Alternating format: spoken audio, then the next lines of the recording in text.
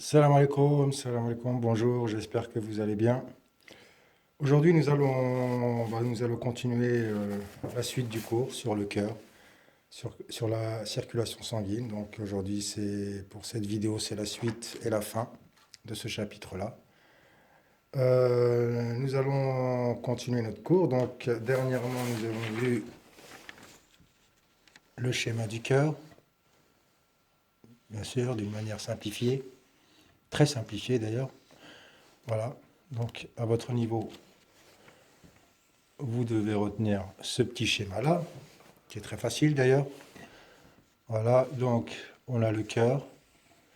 Le cœur, bien sûr, c'est un organe creux. Qu'est-ce qu'il contient? Des cavités, des creux. Voilà. Des oreillettes et des ventricules.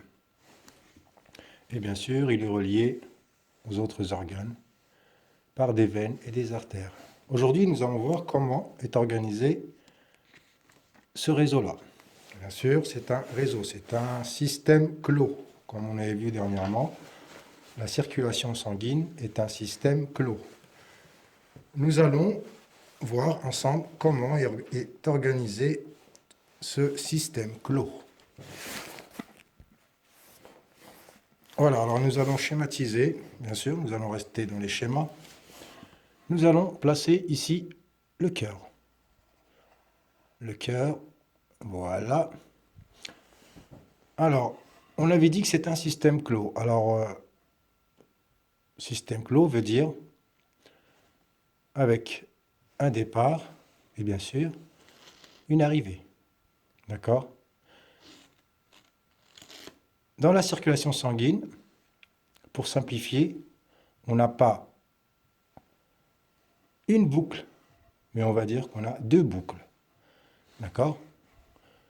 La première boucle concerne les poumons.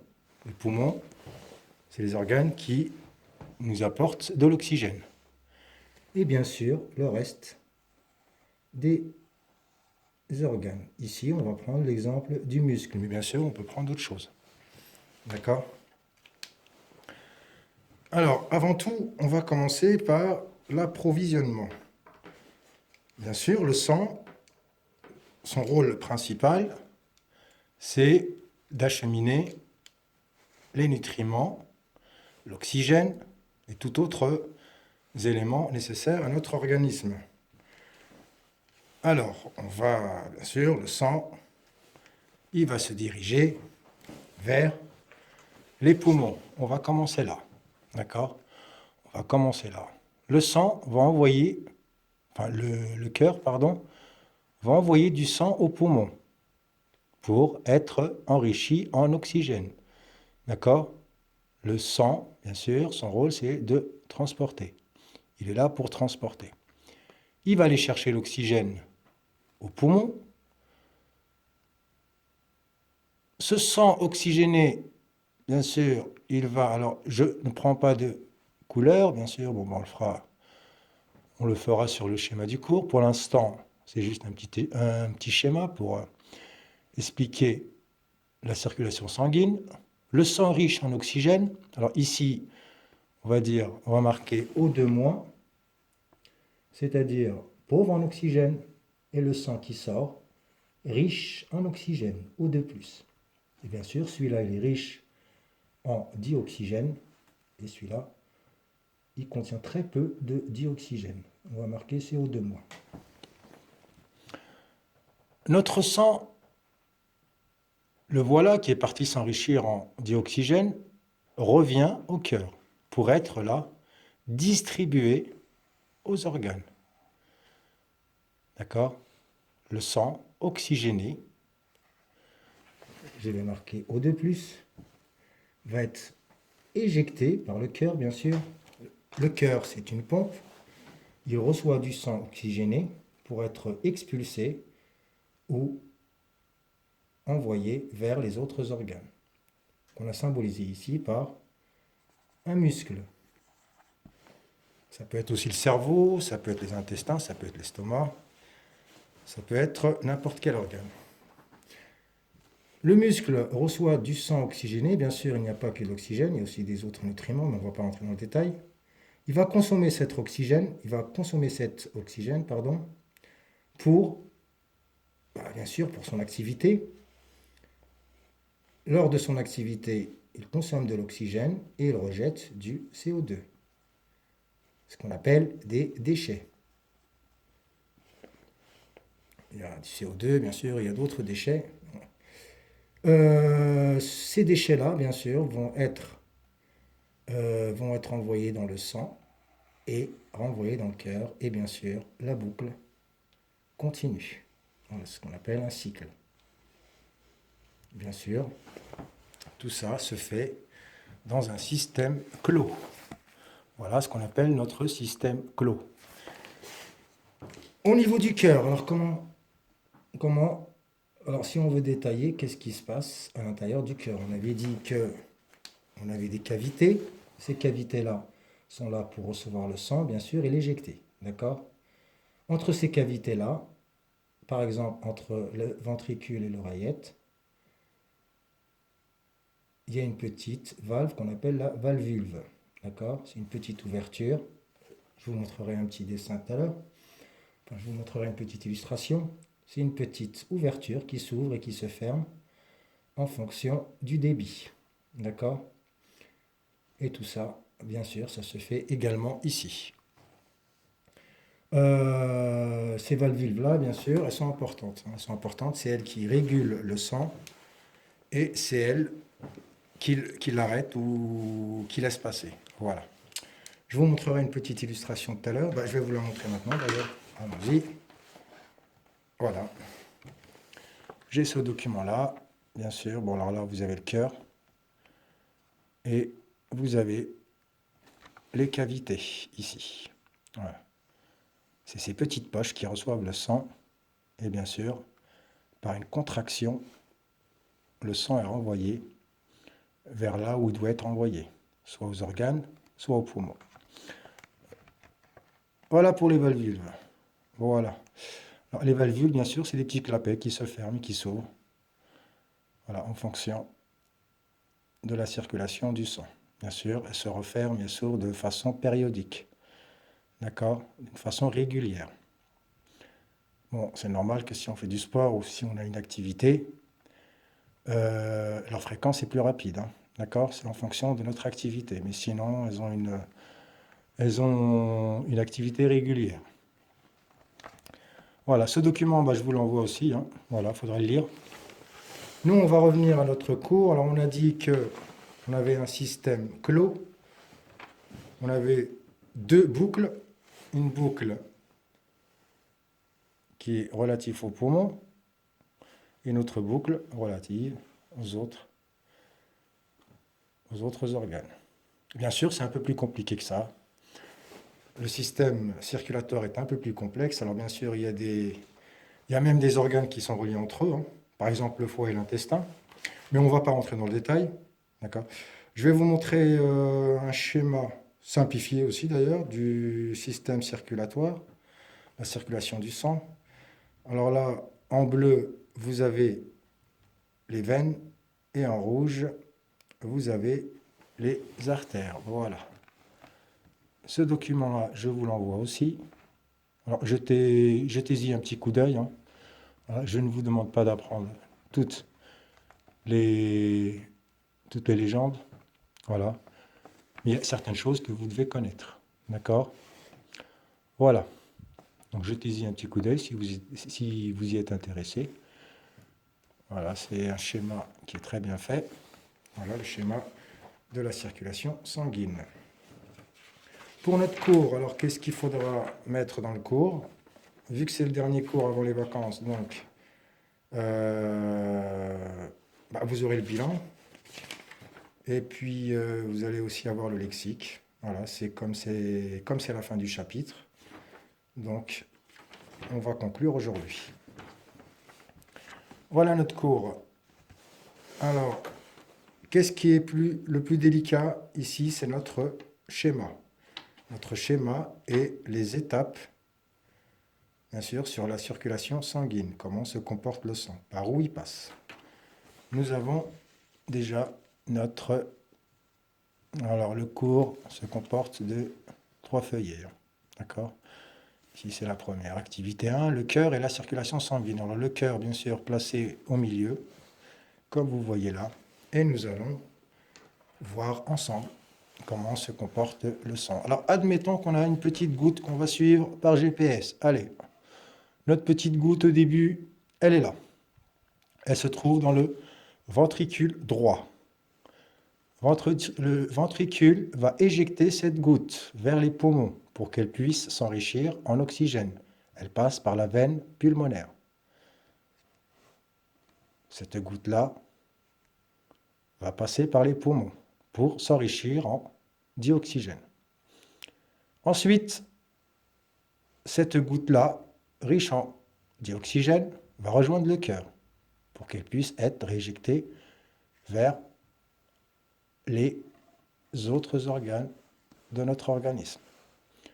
Bien sûr, elle va passer par l'oreillette gauche, passer ensuite dans le ventricule gauche. Le ventricule gauche, bien sûr, c'est une cavité un peu plus grande, donc elle a plus de force pour envoyer le sang. Le ventricule gauche va envoyer le sang par le biais de l'artère aorte.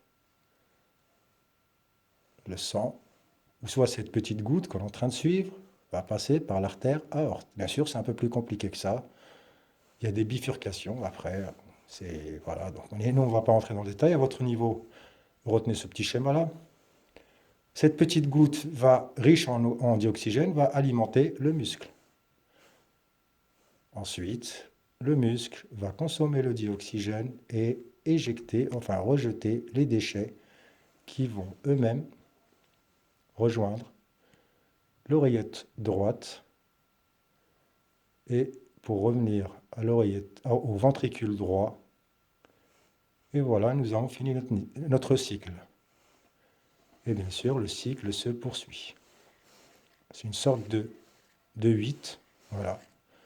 Alors bien sûr, je vous avoue que ce n'est pas évident à retenir, et il faut y aller progressivement. D'accord? Placez le cœur en premier, avec les ouvertures, les entrées et les sorties. Alors aidez-vous toujours de ce schéma-là. Voilà.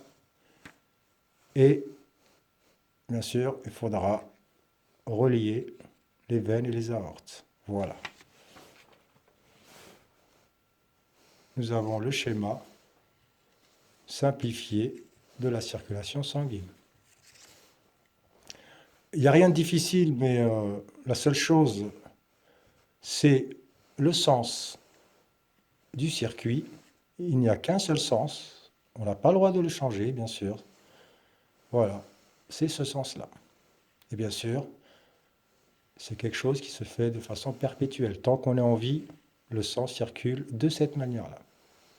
Et pas autrement. Bien sûr, on peut avoir des petits problèmes au niveau des valvules, ou soit au niveau des artères. On peut avoir les artères bouchées ou les veines bouchées. D'accord?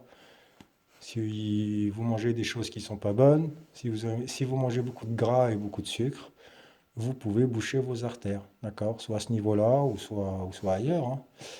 Et il faut savoir qu'à la sortie du cœur, il y a une forte pression.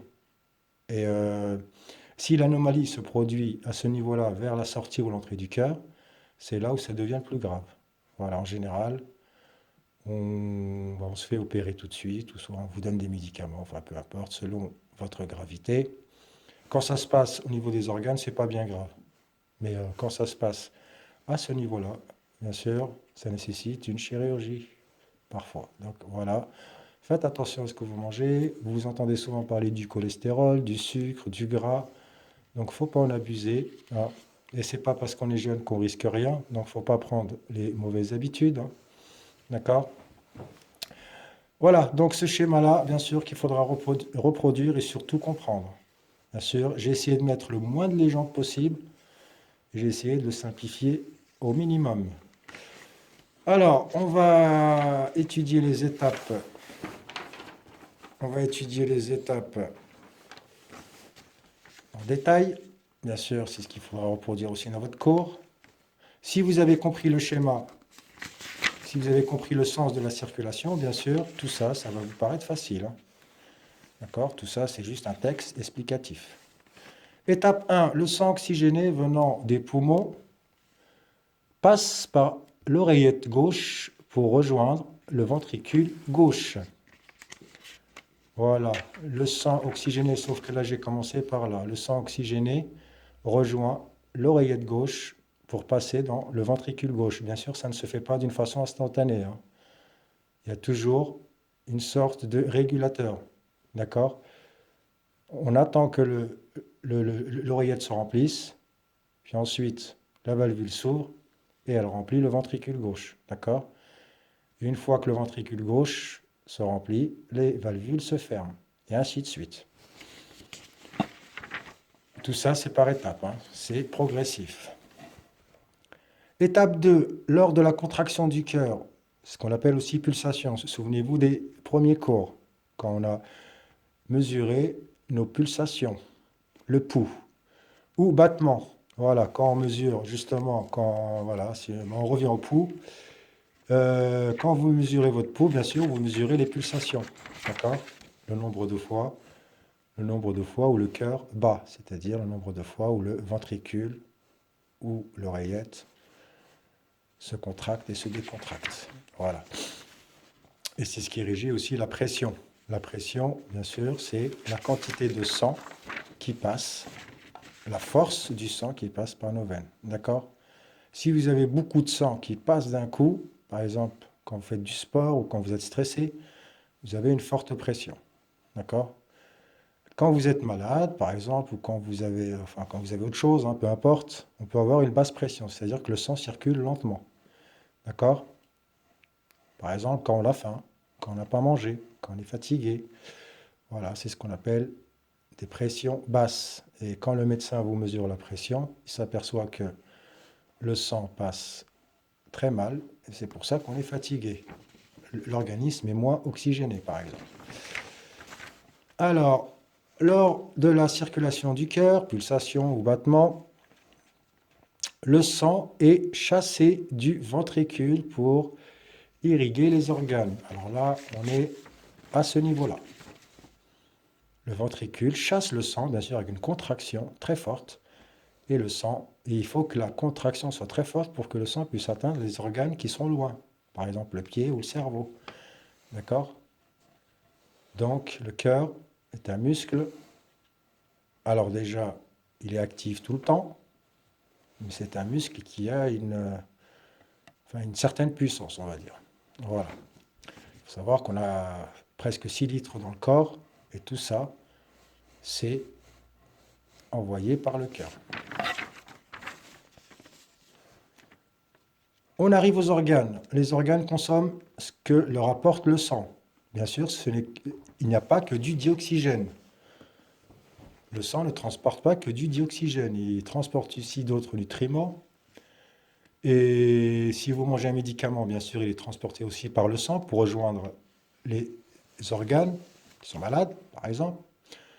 Alors, étape 3, le sang libère les organes des déchets. D'accord? Le sang, il apporte des bonnes choses, mais il est là aussi pour évacuer les mauvaises choses. D'accord? Les déchets comme le CO2, alors ça c'est un exemple de déchet, vous retenez que le CO2 c'est déjà pas mal, pour rejoindre le cœur. Pourquoi le cœur? Le cœur il est là aussi pour envoyer du mauvais sang, pour être soit nettoyé de son CO2 ou soit nettoyé des autres déchets. Il y a aussi les reins, d'accord? Les reins participent aussi au nettoyage du sang. Il y a aussi les intestins, bien sûr. Alors les intestins aussi sont là pour nettoyer le système digestif est là aussi pour évacuer les déchets. Par les veines, il passe par le ventricule droit. Alors là, on arrive à cette étape-là. Le ventricule droit, bien sûr, le sang qui est mauvais. Alors, entre guillemets, bien sûr, c'est pas du sang mauvais, mais c'est du sang qui contient beaucoup de déchets. Et bien sûr, il n'a pas de couleur bleue, faites attention. Ne dites jamais qu'il existe du couleur avec du sang bleu et du sang avec du sang avec de la couleur rouge. Non, ça c'est juste pour schématiser. Le sang a la même couleur, légèrement avec une légère différence, d'accord, imperceptible, mais en général, il reste rouge dans tout l'organisme, hein, d'accord. Là, on est arrivé à cette étape-là. Donc, les déchets, le sang plein de déchets rejoint l'oreillette droite, ensuite l'oreillette gauche pour être rééjecté dans les poumons et la boucle recommence. Voilà. Tant que vous êtes en vie, cette boucle ne se termine jamais. Voilà. Nous avons vu en détail les étapes de la circulation sanguine. Moi, je vous en ai mis 4. D'accord? Si vous avez compris le schéma, donc vous pouvez reproduire ce texte-là. Hein. Le plus important, bien sûr, c'est le schéma. Avec le schéma, on peut tout retrouver, hein, bien sûr. Et si vous apprenez le texte par cœur, ça peut être un peu plus délicat pour vous. Hein. Donc, retenez bien le schéma. Mais moi, je vous préconise de travailler sur les deux. D'accord? Voilà. Alors, tout ça, bien sûr, ça sera en photo sur WhatsApp. Et nous allons conclure. Alors, en conclusion, bah, bien sûr, vous avez le lexique. Qu'est-ce qu'il faut retenir? Myocarde. Myocarde, bien sûr, c'est le nom du cœur. C'est la partie musculaire du cœur. D'accord? Il faut savoir que le cœur, c'est un muscle. C'est un muscle qui se contracte et se décontracte pour animer le cœur. C'est ce qu'on appelle le myocarde. L'oreillette, une cavité supérieure du cœur. Ventricule, cavité inférieure du cœur. Alors, souvenez-vous, l'oreillette, on l'appelle ça la cavité supérieure, c'est elle qui se trouve en haut. D'accord? C'est toujours la plus petite. L'oreillette est toujours plus petite que le ventricule. Vous pensez, alors voilà, donc rappelez-vous ce que vous avez dit. Vous pensez à l'oreille qui est plus petite que le ventre. Voilà. Et l'oreille, elle est toujours au-dessus du ventre. Donc, l'oreillette, c'est ce qu'on appelle une cavité. C'est la cavité supérieure du cœur. Le ventricule, la cavité inférieure du cœur. Pour le bilan, il n'y a rien de méchant. Tout ce qu'on a dit, voilà, tout ce qu'on a dit, c'est synthétisé ici. Je vous laisse lire. Je vais le lire avec vous. Voilà, je vous le mets un peu. Alors, je vais essayer de le grossir un peu. Voilà, vous faites une capture d'écran, ou soit vous attendez que je vous envoie la photo, mais on va le lire ensemble quand même. Le cœur, ou myocarde, est un organe creux, formé de 2 oreillettes et de 2 ventricules. Il faudra savoir placer l'oreillette et le ventricule. Je vous ai donné des méthodes mémotechniques, donc utilisez-les. Il se contracte de façon rythmique pour mettre le sang en mouvement. C'est le cœur qui met le sang en mouvement. Sans les contractions du cœur, le sang ne bouge pas. Afin d'alimenter l'organisme, l'ensemble du système circulatoire. Alors l'ensemble du système circulatoire, c'est ce qu'on appelle, il est composé du cœur, des veines, des artères. Alors j'ai pas marqué, il y a aussi les capillaires. Les capillaires, bien sûr, c'est à ce niveau-là que se font les échanges entre le mauvais sang, entre guillemets, et le bon sang. D'accord? Voilà, si on reprend l'image, notre schéma, les capillaires se trouvent ici. C'est là où se fait l'échange. Le muscle récupère le bon sang ici et l'éjecte ici. Voilà, c'est comme si c'était une sorte d'aéroport ou un port, enfin comme vous voulez, un lieu d'échange entre le sang qui est bon et le sang qui est mauvais. C'est bien plus complexe que ça, bien sûr, mais vous retenez ce petit schéma-là. Et tout ça, on appelle ça un système clos. Système clos ou système fermé, si vous voulez. Voilà. Alors, pour la prochaine fois, je ne vous donne pas d'exercice. Je pense que vous avez assez de cours à recopier, comme ça, donc vous avez de quoi faire. Je veux surtout que vous assimiliez le cours, hein, donc il n'y a rien de difficile. Je vais vous envoyer encore des vidéos, des liens Je vais vous envoyer aussi les documents sur lesquels on s'est appuyé. Et pour la prochaine fois, bah, écoutez, tout ce que je vous demande, c'est de comprendre un peu ce système-là, et puis pour qu'on puisse avancer. Le prochain cours portera sur le système urinaire. Je ne vous en dis pas plus. Pour l'instant, vous vous concentrez sur ce chapitre-là. On a quand même fini le chapitre de la circulation sanguine. Je vous donnerai des exercices plus tard. Pour l'instant, je vous donne que le cours à recopier et aussi à comprendre. Et puis, je vous dis à la prochaine fois.